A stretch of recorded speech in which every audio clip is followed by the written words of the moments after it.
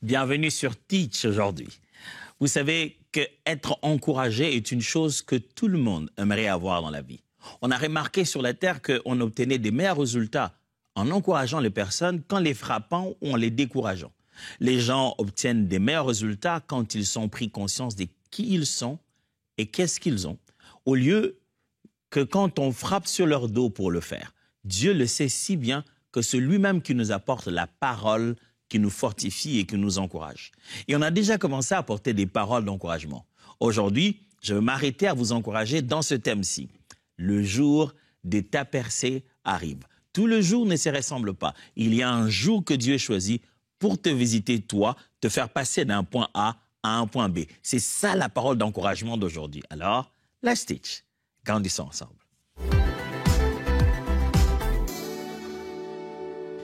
Il a plu au Seigneur cette semaine que les enseignements que nous allons apporter soient vraiment dans un but d'exhorter, d'encourager, de bâtir. Il ne s'agit pas ici de quelque chose de très technique, je devrais le dire, mais c'est comme si le Seigneur m'aurait vraiment utilisé la parole pour qu'elle aille droit dans le cœur, pour fortifier et encourager. Le jour de ta percée arrive. Oui, c'est de ça que je vais parler. Pour ça, lisons Luc, chapitre 13, versets 10 à 17. Luc, chapitre 13, versets 10 à 17. Jésus enseignait dans une des synagogues le jour du sabbat. Et voici, il y avait là une femme possédée d'un esprit qui la rendait infirme, depuis 18 ans. Elle était courbée et ne pouvait pas du tout se redresser. Lorsqu'il la vit, Jésus lui adressa la parole et lui dit, « Femme, tu es délivrée de ton infirmité. » Et il lui imposa les mains. À l'instant, elle se redressa et glorifia Dieu. Mais le chef de la synagogue, indigné de ce que Jésus avait opéré cette guérison un jour de sabbat, dit à la foule, « Il y a 6 jours pour travailler. Venez donc vous faire guérir ces jours-là et non pas le jour du sabbat. » Oh là là. Hypocrite, lui répondit le Seigneur. Est-ce que chacun de vous, le jour du sabbat, ne détache pas de la crèche son bœuf ou son âne pour le mener à boire? Et cette femme, qui est une fille d'Abraham, et que sa tante aînée liée depuis 18 ans, ne fallait-il pas la délivrer de cette chaîne dès le jour du sabbat? Tandis qu'il parlait ainsi, tous ses adversaires étaient confus. Et la foule se réjouissait de toutes les choses glorieuses qu'il faisait. Regardez cet épisode de Jésus. Jésus, vous le savez très bien, chaque fois qu'il intervenait, il avait cette capacité à diviser la foule. La foule, pas souvent, mais il divisait la foule par rapport à une catégorie des religieux qu'il y avait à l'époque. Il y avait plusieurs croyances, je vais dire plusieurs, dois-je appeler ça sectes? Non, plusieurs mouvements religieux, plusieurs regroupements religieux. Il y avait des pharisiens, il y avait bien sûr des sadducéens, ainsi de suite. Et Jésus vient ici à un moment important de la religion juive, qui est le jour de sabbat, le jour du repos, le soir du vendredi chez nous, et la veille du samedi, et jusqu'au le samedi, au moment du coucher de soleil. C'est cette période qu'on appelle le sabbat, qui est comme le 7e jour pour eux. Alors Jésus arrive à la synagogue. C'est aussi un jour qui est réservé à la prière. On ne travaille pas, on va rendre grâce à Dieu et on continue la journée sans pouvoir se mettre à travailler, c'est le jour du repos. Donc il se rencontre dans la synagogue pour écouter la parole, glorifier le Seigneur. Le voilà aussi Jésus à la synagogue. Mais cette fois-ci, on entend la synagogue, il remarque qu'il y avait une femme dont le problème était que depuis 18 ans, un esprit l'avait rendue infirme.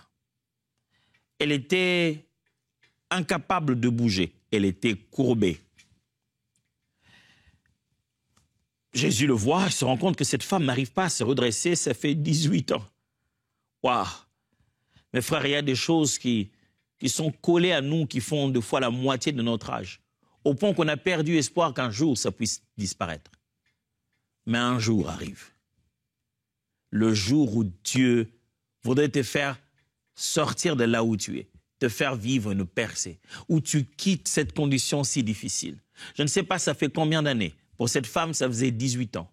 Peut-être ça fait 3 jours, peut-être ça fait 2 semaines. Vous savez, des fois, c'est plus dur quand ça en a fait encore que peu d'années, que quand ça en aurait fait beaucoup. Souvent, au début, ça fait plus mal.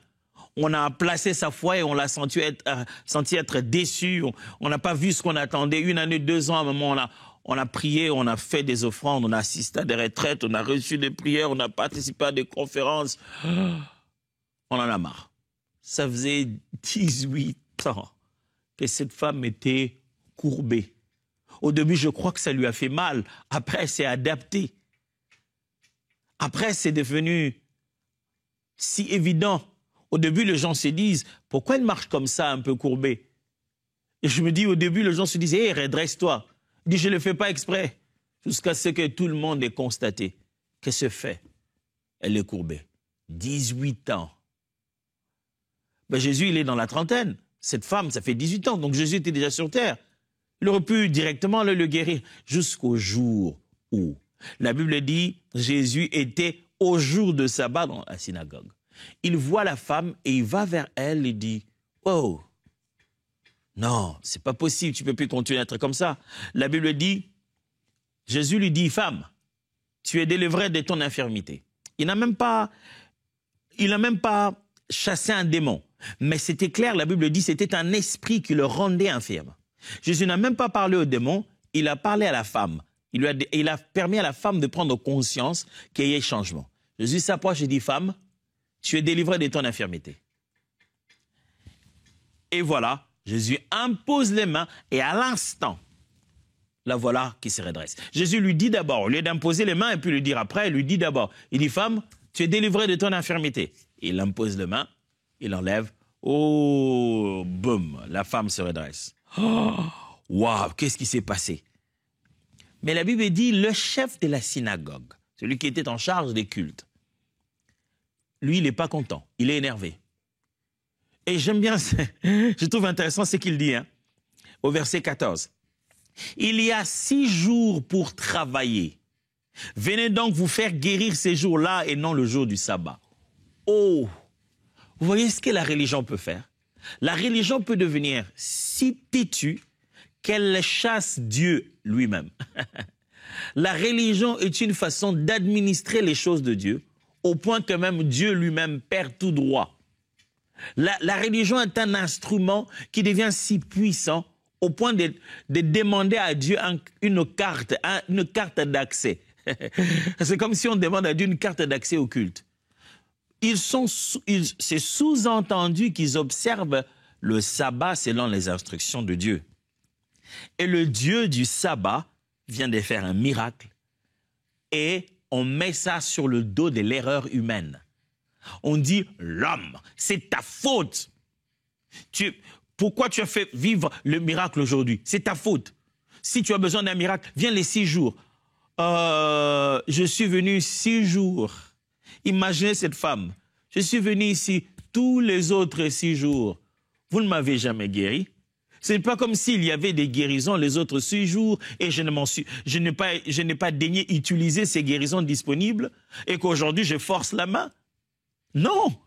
Est-ce que je ne viens pas le jour de la semaine? Je viens courbé et je rentre courbé. Mais aujourd'hui,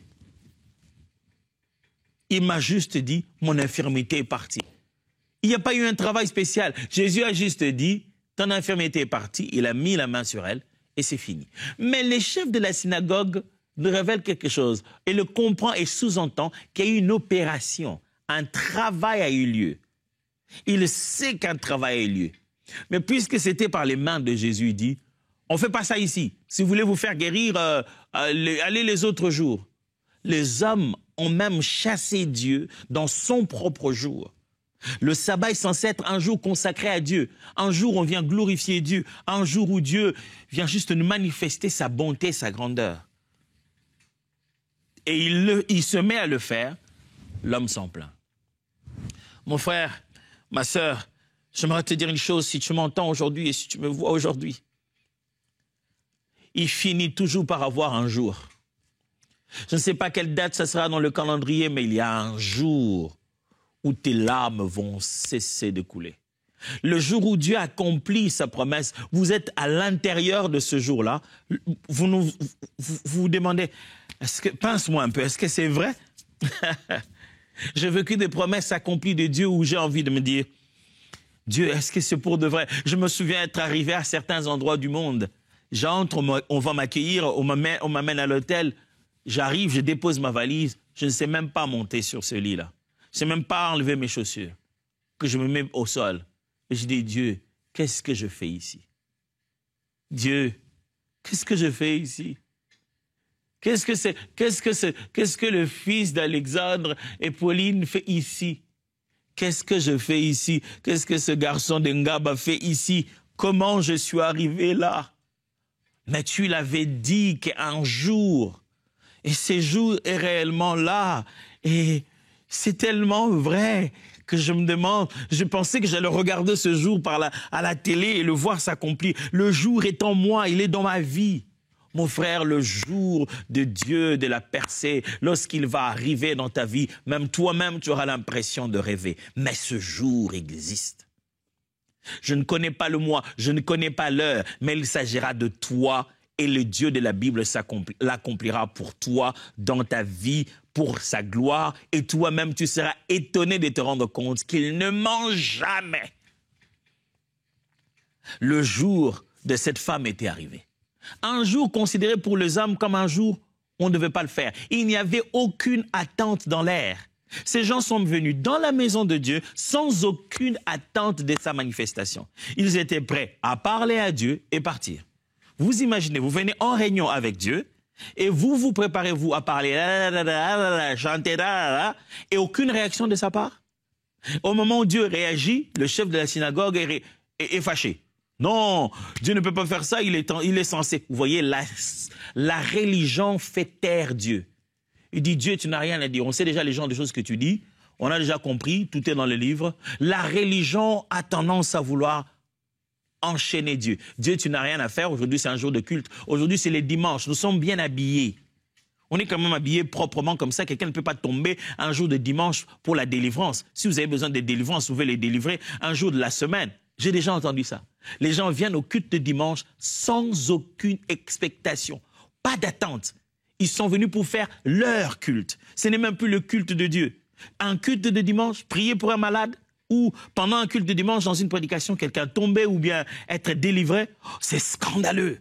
Oh non, mais s'ils ont besoin de faire ces choses-là, il faut qu'ils aient dans le culte de la semaine. On ne peut pas faire un truc comme ça le dimanche matin. Waouh, le dimanche matin est devenu tellement notre dimanche matin que même Dieu s'est dit, est-ce que j'ai quelque chose à faire dans ça? Est-ce que vous faites ça pour moi? Parce que si vous faites pour moi, j'ai quelque chose à dire. Nous venons 2 fois au culte le dimanche, tout le monde est tellement occupé que Dieu a tendance à lever la main et dire, ce sera quand mon tour à moi de parler? Non, attends, le pasteur veut prêcher, tu vas parler après. Mais quand est-ce que je vais faire? Attends, là, la chorale est en train de... On danse encore, tu vois. Et on finit le culte et Dieu dit, on m'a pas donné la parole. Ah non, viens la semaine, tu vois qu'on sera en train de faire l'intercession. C'est ce moment-là qu'on t'attendra la semaine. Le jour de Dieu, le jour de Dieu. Je prie que le jour de Dieu arrive pour ta santé. Je prie que le jour de Dieu arrive pour ta famille. Je prie que le jour de Dieu arrive pour cette délivrance. Que tu cesses de tournoyer dans ce péché. Que tu sois débranché de cet esclavage. Que le jour de ta délivrance soit maintenant au son de ma voix. Et que le Seigneur te fasse faire une percée que tu n'as jamais vécue avant. Alors, puisqu'on parle du jour de la percée, comme il y a eu ce jour particulier pour cette femme, Jésus-Christ dit, « Hey, vraiment, vous allez prendre vos bœufs et vos ânes, les délier pour qu'ils aillent boire. » Et cette fille qui est la fille d'Abraham, qui est restée 18 ans, pas 2 jours, 18 bonnes années. Et le jour pouvait être aujourd'hui. Et vous voulez que je reporte ce jour-là? Aujourd'hui, elle est délivrée. Mais vous êtes méchants. Aujourd'hui, elle en a l'occasion. Et vous préférerez alors aller promener vos bêtes de somme au lieu que Dieu libère sa fille un jour. Écoutez-moi, mes frères et sœurs, même si les hommes ne vous donneront jamais le jour, même si on ne fait que reporter ce qu'on devait vous donner, même si on fait que vous dites, ah non, toi tu ne peux pas voyager cette fois, peut-être à la prochaine fois, cette prochaine-là finira par arriver. Même si on a déjà reporté 2 fois, 3 fois, je t'assure, cette fois-là finira par arriver et personne ne pourra reporter. 4 choses que je dois te dire absolument pour t'encourager. 1. Le calendrier de Dieu est différent de celui des hommes. Important. Le calendrier de Dieu est différent de celui des hommes. Quand on dit calendrier, on pense tous à cette façon de comptabiliser les jours et les temps et les répartir, de sorte que nous ayons des mois, nous ayons des semaines, nous ayons des jours et nous ayons des heures et des minutes et des secondes. On fait une répartition de temps et on la compartimente pour qu'on ait une capacité de compter nos jours. Mes amis, Dieu a commencé, même quand la Bible dit « eut un soir, eut un matin », ça fut le premier jour. Ce n'était pas lundi. Ce n'était pas encore le système de calendrier que nous avons aujourd'hui. Il suffit de Google, vous allez trouver la réponse. À partir de quelle année le calendrier, le système de comptage de jours en 24 heures, en 365 jours, ça là, ce n'est pas Dieu qui a créé ça dès le commencement. Les hommes ont dû prendre des décisions pour commencer à comptabiliser comme ça. Le calendrier solaire n'est pas mondial. Certains peuples jusqu'aujourd'hui utilisent encore les calendriers lunaires. Et donc, le calendrier de Dieu n'est pas celui que tu as dans ton téléphone. Dieu ne fonctionne pas en janvier, février, mars. Il fonctionne à l'accomplissement des éléments, au fait que les choses, la mise en place soit terminée. J'aime quand la Bible utilise les termes « lorsque le temps fut accompli ». Dieu associe les éléments. Quand il finit son alignement, son temps est arrivé. Le calendrier de Dieu est différent de celui des hommes. Alors quand quelqu'un te dit « ah non, je voulais te le donner demain à 12 heures ou plus tard demain à 12 heures ». Et à 12 heures c'est passé, 15 heures c'est passé. Ne pense pas que c'est passé. Quand Dieu a dit qu'il va le faire, il le fera au temps convenable. Plusieurs fois dans ma vie, j'ai attendu une chose, qu'elle ait lieu au moment où moi je le voulais. Et c'est venu 2, 3, 4 jours après. Mais je vous assure, sur 100% de cas, 100% de fois, j'ai donné raison à Dieu. Le timing de Dieu est parfait. Oh mon frère, le timing de Dieu est parfait. Toi, tu l'aurais voulu un peu plus tôt, comme ça tu aurais montré aux gens, comme ça au moins tu leur aurais dit. Mais donne-toi à toi-même 1 mois, 1 semaine, 1 année, 2 ans. Quand tu seras en train de raconter l'histoire, tu te rendras compte que le script était intelligemment réfléchi. Dieu ne fait rien au hasard. Dieu a son propre calendrier. Et dans le calendrier de Dieu, un jour arrive pour toi. La deuxième des choses que je vais partager avec vous, le jour de la visitation ne fera jamais l'unanimité. Ce jour-là, cette femme va à la synagogue. Elle ne s'attendait à rien, elle ne savait pas. Hein.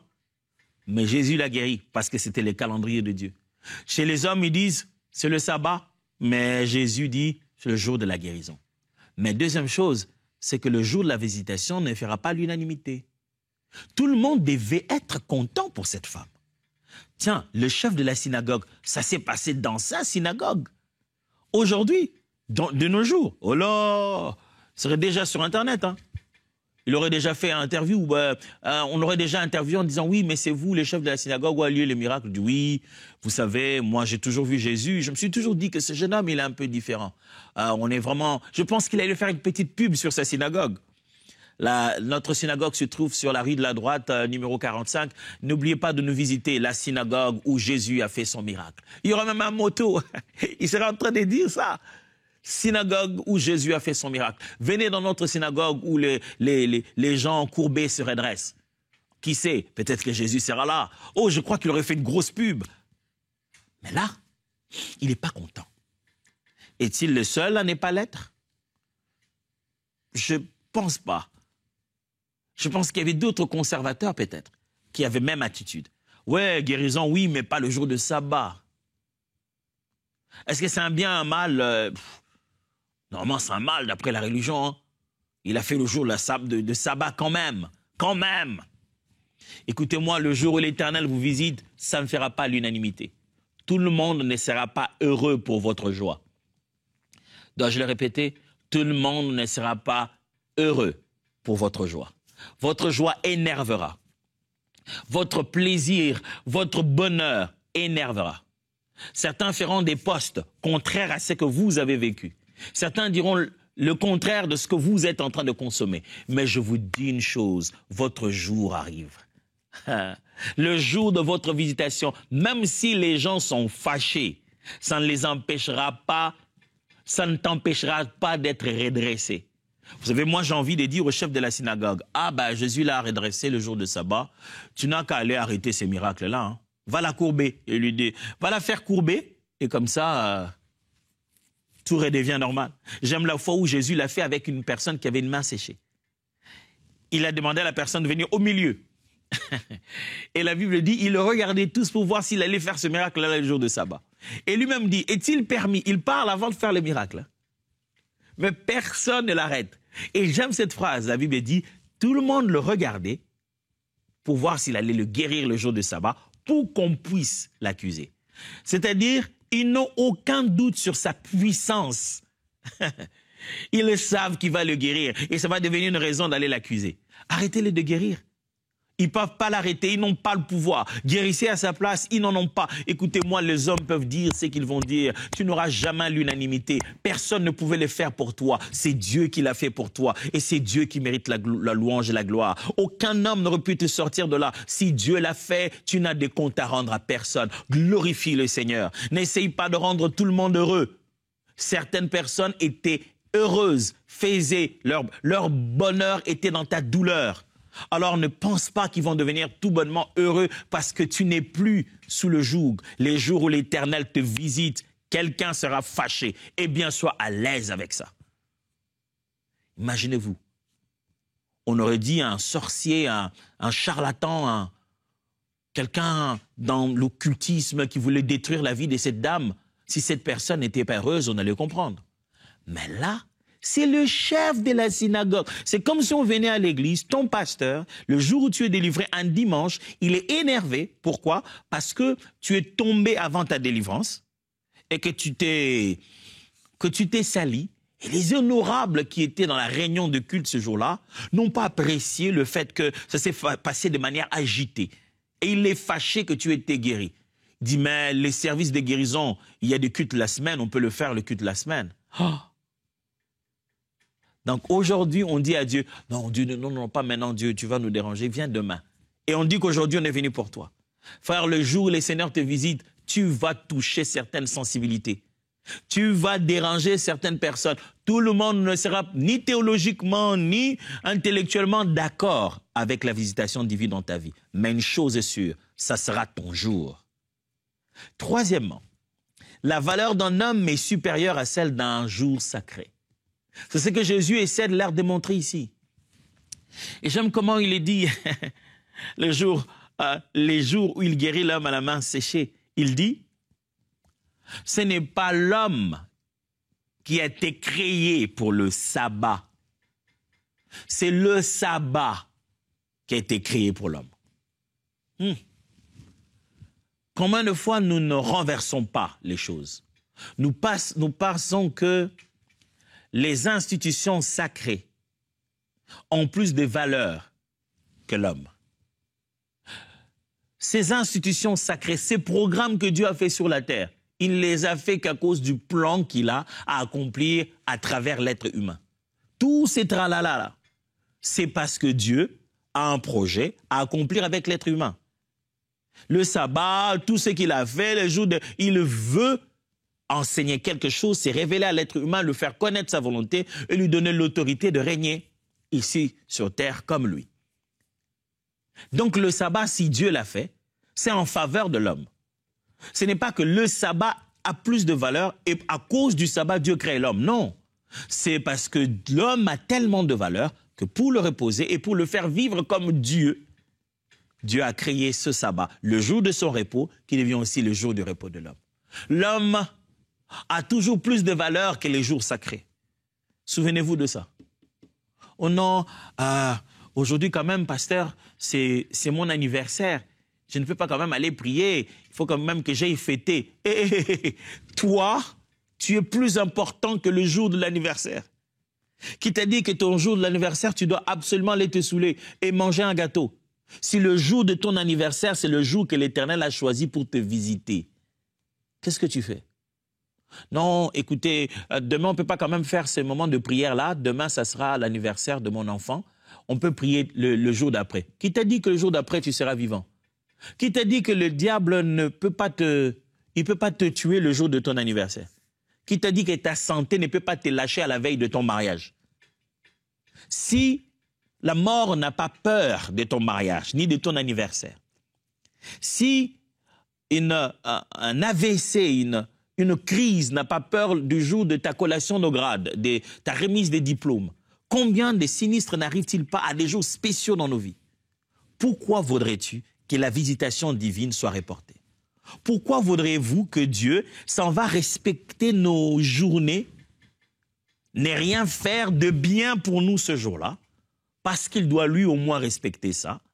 Et voudriez-vous, à la place, accepter que le mal a le droit de perturber ces journées-là?